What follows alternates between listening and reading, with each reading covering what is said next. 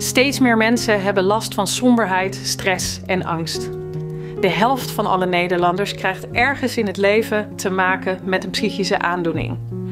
En toch wachten nu ruim 90.000 mensen op psychische hulp. Voor sommigen duurt dat wachten maanden of zelfs jaren. En ondertussen is zelfdoding de meest voorkomende doodsoorzaak onder jongeren. Dit zijn schrikbarende cijfers waar echte mensen achter zitten. Ieder met hun eigen verhaal. Ieder met een strijd om passende hulp te krijgen om het leven weer op te kunnen pakken. In verkiezingstijd wordt heel veel gesproken over mensen die zorg nodig hebben. Maar luister naar hun verhaal. Zij weten namelijk heel goed wat zij zelf nodig hebben. Wij roepen de politiek, de sector en zorgverzekeraars daarom op: zorg voor meer behandelplekken, kortere wachttijden en inkomenszekerheid.